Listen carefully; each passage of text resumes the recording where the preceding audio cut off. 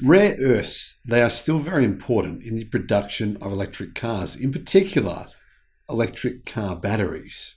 Well, fortunately, a massive rare earths deposit was just discovered in the United States. Hello, my friends. Welcome to the channel. I'm the Electric Viking. Great to see you. Welcome to all the new subscribers and welcome back everyone else. Thank you so much for supporting the channel on Patreon. And if you're interested in supporting us, I'll put a link in the description. Also, if you'd like to donate it to my wife's cancer situation, she's got stage 4 cancer right now, and so she's battling that. We're looking at some other treatment options at the moment, which could be based around either Europe or in the United States. We're not sure yet, sort of seeing how things go, but it's been an interesting challenge. But if you're interested in helping with that, there's been 3,400 people who have helped, and we are very, very thankful to every single one of you. I'll put a link in the description.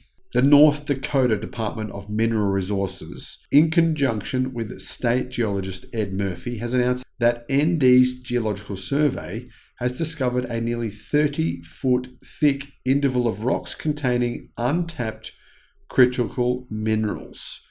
Doesn't sound like much, but actually it's massive. Critical minerals are defined by the US government as minerals that are essential to the economic or national security of the states. Typically, these are minerals that make up vital components of modern technology, such as battery technology, especially energy infrastructure and those used in defense applications. However, as important as these minerals are, there is little to no production of them in the United States. Basically, at any point in time, China could say, yeah, no, we don't want to give you any more minerals. Suffer. And there's nothing the US could really do about it. Manufacturers in the US are often forced to rely on suppliers from foreign countries, some of which are adversaries of the US's national interests, says kiloland.com. Much of the global supply of these rare, valuable minerals currently actually comes from South China. In fact, most of the world's supply does. Although their name suggests that rare minerals are difficult to find, they're relatively common in some types of rocks. However, they do not concentrate into ores that can be mined easily. In other words, it's completely inefficient to mine for most of them. Currently, the US has only one such deposit. It's the Mountain Pass mine in California. But this is not enough to fulfill the domestic demand for these minerals, for these materials in the United States, especially the projected demand that's needed over the next 10 years. I mean, look at this. We've got all these factories, right? We've got all these new mines opening up to mine lithium. We've got all those factories coming to build EVs, to build electric car battery packs. But where are the minerals going to come from? Well, yeah. Right now, there is nowhere near enough in the US. However, samplings from 2015 to recent times by the ND Geological Survey have identified a tremendous concentration of critical minerals throughout the Williston Basin. The sampling project has produced one of, if not the most detailed data sets of enriched coal deposits in North America through the analysis of over 300 sites and 1,700 samples from western and south central North Dakota. Now you might be thinking, enriched coal, how is this even relevant? Well, while these formations only represent a small amount of the total estimated lignite reserves in the state, testing has already suggested that ND has many deposits of critical earth elements that have not yet been tapped into, but could quite easily.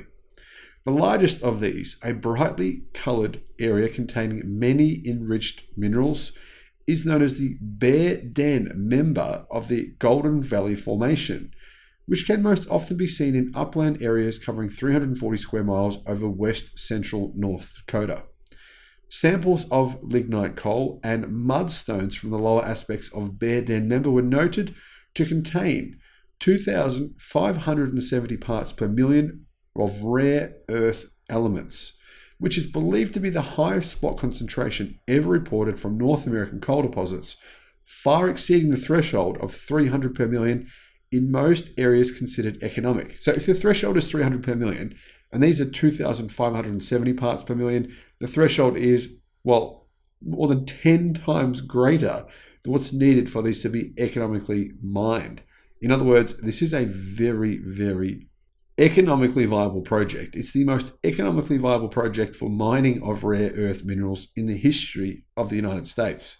Enriched concentrations of critical minerals, including cobalt, gallium, germanium, and lithium, were also present in these samples. All of those can be used in electric cars. The Geological Survey has already identified a handful of other weathering zones in the Williston Basin, which will be discussed in future reports from DMR. Another of these deposits, located 1,000 feet stratigraphically below the Bear Den member, has also been confirmed to contain high concentrations of rare minerals and has been used to supply enriched lignite for research at the University of Dakota.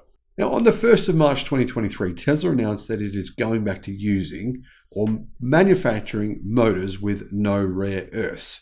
But most of the world's electric car motors actually use rare earths in them. As it stands right now, China basically controls the price worldwide of these rare earths. In addition to these price issues, there are environmental concerns.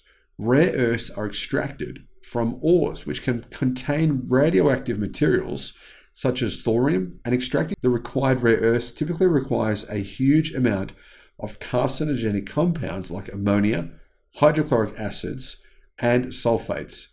It has been estimated that processing 1 ton of rare earths can produce up to 2,000 tons of toxic waste.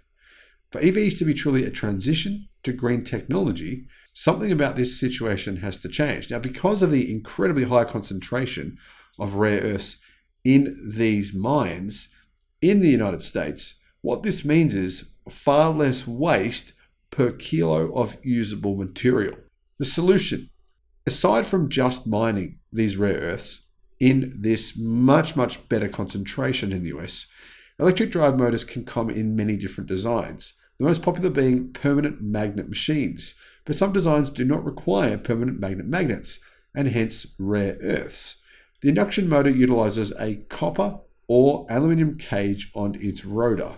This design has been used historically by Tesla for its Model S and the Model X. Some have adopted a wound rotor configuration with copper windings on the rotor, such as Renault with the Renault Zoe. Some, especially in heavy-duty or commercial vehicle segments, are opting for the switched reluctance motor, which has a silicon steel rotor without the need for magnets or copper on the rotor. Now, typically, permanent magnet motors present better power density and efficiency, hence why so many EVs use them and why they need these rare earths. As well as eliminating the magnets, there are efforts to reduce the rare earth or at least the heavy rare earth content of the magnets. OEMs such as Honda and Nissan have reduced or eliminated the heavy rare earth component. Tesla has done the same, but it's still needed across the supply chain. And having this mine here in the US, which is so incredibly highly concentrated with rare earths, means the US may no longer be as dependent on China, or in fact may not be dependent on China at all in the future for its rare earth mineral needs. This is great news. Let me know your thoughts in the comments, and thank you for watching.